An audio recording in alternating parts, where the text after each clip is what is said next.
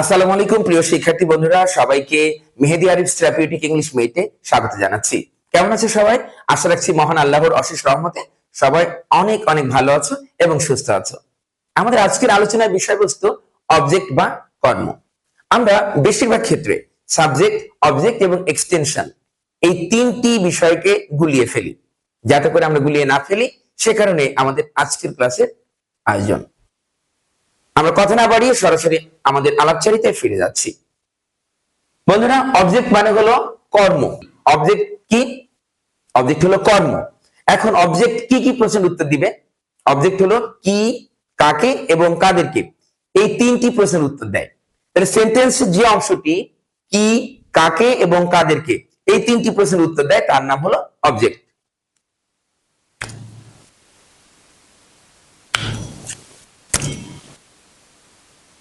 কি, কাকে এবং কাদেরকে এই তিনটি প্রশ্নের উত্তর দিবে সেন্টেন্সের যে অংশ, তার নাম হলো অবজেক্ট বা কর্ম। এখন এই অবজেক্ট বা কর্ম কি? যাকে উদ্দেশ্য করে ক্রিয়া সংঘটিত হয়। যাকে উদ্দেশ্য করে ক্রিয়া সংঘটিত হয় তাকে অবজেক্ট বলা হয়। আরো সুন্দর করে বলতে গেলে সেন্টেন্সের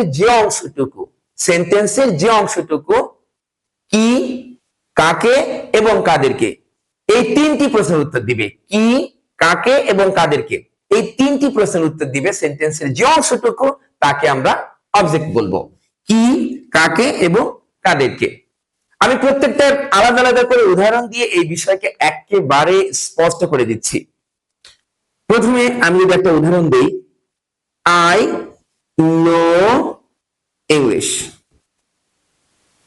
আই নো ইংলিশ, আমি ইংরেজি জানি।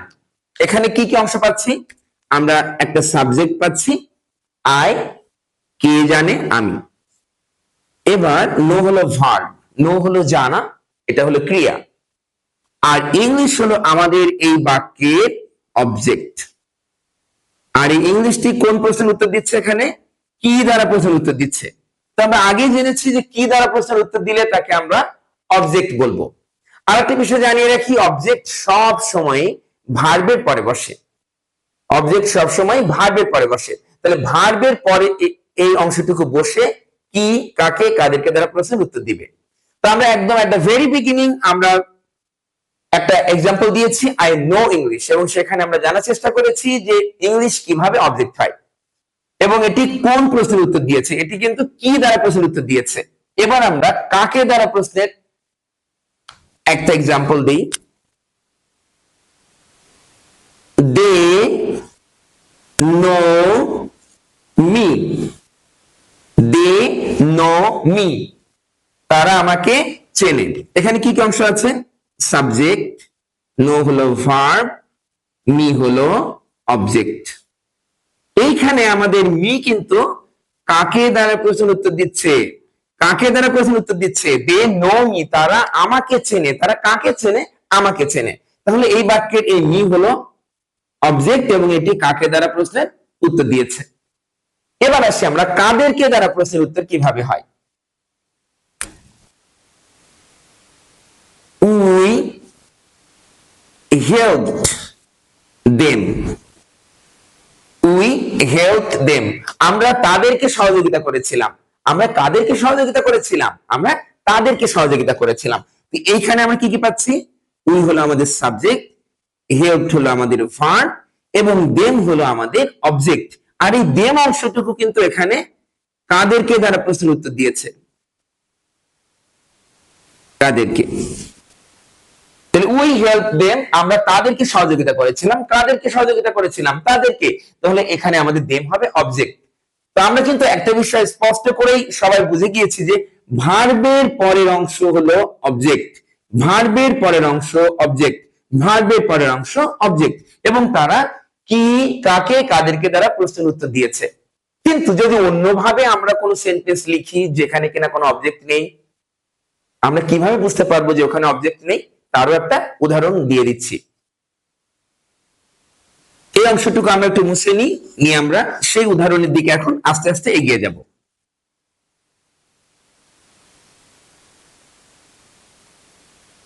যদি বলি I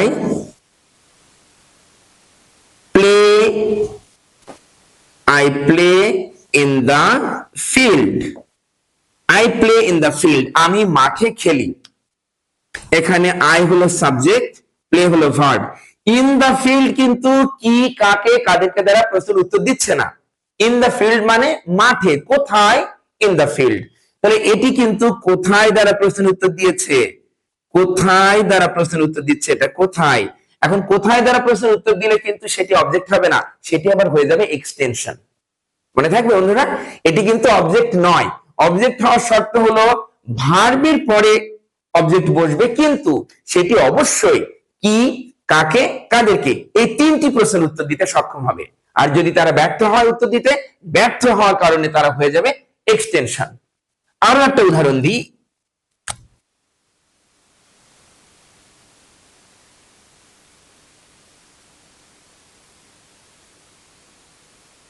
We read in the evening. We read in the evening. আমরা সন্ধ্যাবেলায় পড়ি। এই সেন্টেন্সে আমরা কি কি পাচ্ছি? উই হলো সাবজেক্ট, রিড হলো ভার্ব, আর in the evening, in the evening কিন্তু আমাদের এক্সটেনশন। এটি কিন্তু অবজেক্ট নয়। তাহলে এটি কি প্রশ্নের উত্তর দিচ্ছে? কখন দ্বারা প্রশ্নের উত্তর দিচ্ছে। এটি কিন্তু কি, কাকে বা কাদেরকে দ্বারা প্রশ্নের উত্তর দিচ্ছে না, এটি কখন দ্বারা প্রশ্নের উত্তর দিচ্ছে। আর কখন দিয়ে যখন কোনো প্রশ্নের উত্তর আমরা পাবো, তখন সেটি অবশ্যই এক্সটেনশন হবে বা অতিরিক্ত অংশ হবে। এবার আসি আমাদের অবজেক্টের ধরনে।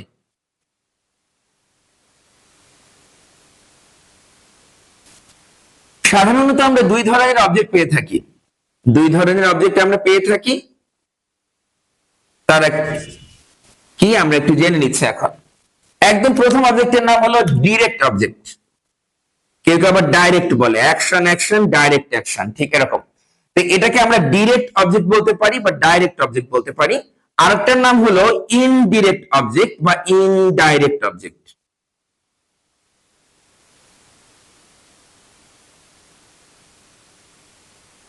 একটি হলো ডিরেক্ট অবজেক্ট আর একটা হলো ইনডিরেক্ট অবজেক্ট। ডিরেক্ট অবজেক্ট কি? ডিরেক্ট অবজেক্ট হলো সব সময় কি দ্বারা প্রশ্নের উত্তর দেয়, কি দ্বারা প্রশ্নের উত্তর দেয়।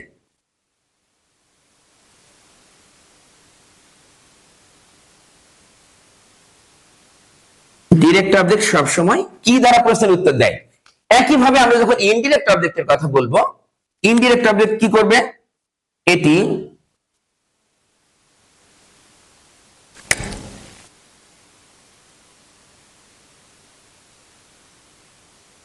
কাকে বা কাদেরকে দ্বারা প্রশ্নের উত্তর দেয়, কাকে বা কাদেরকে দ্বারা প্রশ্নের উত্তর দিবে।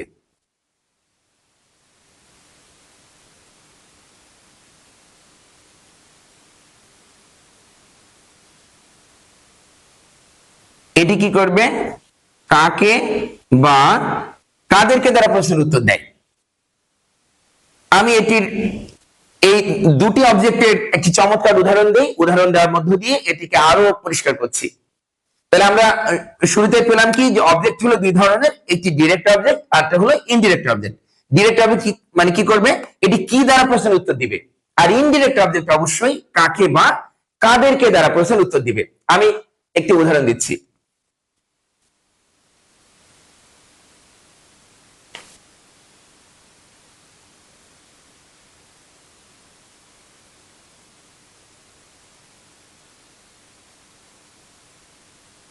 I read a book. I read a book. আমি একটি বই পড়ি। আমি একটি কি পড়ি? আমি একটি বই পড়ি। I read a book. আমি একটা কি পড়ি? আমি একটা বই পড়ি। এখানে a book এটি হলো একটা অবজেক্ট। এটি কি? একটি অবজেক্ট। এবং এটি কোন ধরনের অবজেক্ট? এটি হলো ডিরেক্ট অবজেক্ট।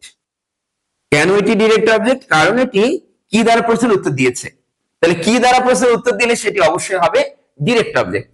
এবার আসি আমাদের ইনডিরেক্ট অবজেক্টের একটা উদাহরণে।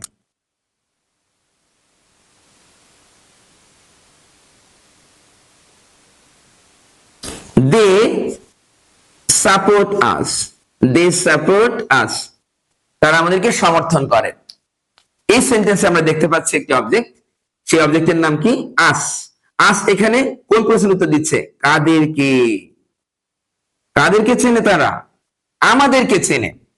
এই আস এটি হলো একটা ইনডিরেক্ট অবজেক্ট।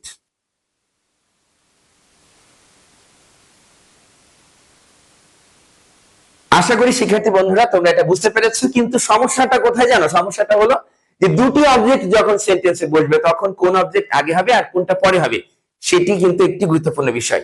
আমি আরো একটি উদাহরণের মধ্য দিয়ে সেটিকে অত্যন্ত পরিষ্কারভাবে তোমাদের সামনে উপস্থাপন করছি।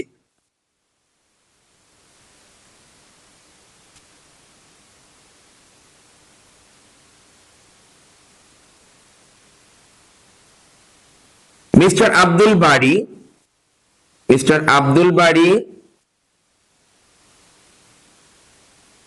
teaches us English.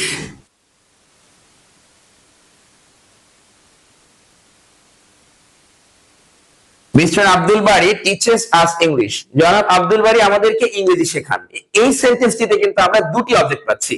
কি কি? একটি আস আর অন্যটি হলো ইংলিশ। এখন প্রশ্ন হলো, যদি পরপর দুটি অবজেক্ট থাকে আমাদের সেন্টেন্সে, সেক্ষেত্রে কোন অবজেক্টটাকে ইনডিরেক্ট বলবো আর কোনটাকে ডিরেক্ট বলবো?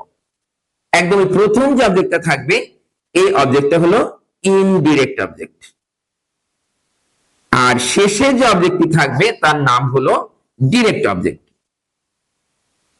তাহলে সেন্টেন্সে যদি আমরা দুটি অবজেক্ট পাই তাহলে অবশ্যই আমাদেরকে মনে রাখতে হবে যে প্রথম অবজেক্টটা হলো ইনডিরেক্ট অবজেক্ট অর্থাৎ ব্যক্তিবাচক অবজেক্ট, আর পরের অবজেক্টটা যেটা থাকবে সেটাকে আমরা বলবো ডিরেক্ট অবজেক্ট, এবং এটা হবে একটা বস্তুবাচক অবজেক্ট। ব্যক্তিবাচক অবজেক্টটি সবসময় ইনডিরেক্ট অবজেক্ট, এবং আমরা সেন্টেন্সে দেখতে পাই যারা সেন্টেন্সের একদম শুরুতে বসেছে অর্থাৎ ভার্বের পরেই ওরা বসে। আর যদি আমাদের অন্য একটি অবজেক্ট বসানোর দরকার হয় সেটি অবশ্যই ইনডিরেক্ট অবজেক্টের পরে বসবে, সেটির নাম হলো ডিরেক্ট অবজেক্ট। এখন কথা হলো, আমাদেরকে অবশ্যই মাথায় রাখতে হবে যে অবজেক্ট সব সময় ভার্বের পরে বসবে। অবজেক্ট কোথায় বসবে? ভার্বের পরে। আর যদি কোনো সেন্টেন্সে অবজেক্ট থাকে আবার এক্সটেনশন থাকে, সেক্ষেত্রে আমরা মনে রাখবো যে ভার্বের পরে অবজেক্ট হবে আর শেষে হবে এক্সটেনশন। আবার অনেক ধরনের সেন্টেন্স আছে যেখানে আমাদের অবজেক্টও নাই, এক্সটেনশনও নাই। আবার অনেক সেন্টেন্স আছে শুধু অবজেক্ট আছে, এক্সটেনশন নাই। আবার অনেক সেন্টেন্স আছে এক্সটেনশন আছে, অবজেক্ট নাই। নানা ধরনের সেন্টেন্স আছে, নানা ধরনের প্যাটার্ন আছে সেন্টেন্সের। আমরা আস্তে আস্তে এই বিষয়গুলি সম্পর্কে জানতে পারবো। শিক্ষার্থী বন্ধুরা, আমরা ভাবছি, আমরা ধরেই নিচ্ছি যে তোমরা আজকে অবজেক্টের ক্লাস অত্যন্ত চমৎকার ভাবে উপভোগ করেছো, বুঝতে পেরেছো। তোমরা তোমাদের বাসাতে আরো সুন্দর করে প্র্যাকটিস করো। আরো যদি দরকার পড়ে যে এই ভিডিও বারবার দেখতে হবে অবজেক্ট বোঝার জন্য, তাহলে তোমরা বারবার দেখতে থাকো। আজ এ পর্যন্তই। আমরা অন্য কোনো ভিডিও নিয়ে আবারও তোমাদের সামনে হাজির হব। সেই পর্যন্ত সবার সুস্থতা কামনা করছি। আসসালামু আলাইকুম।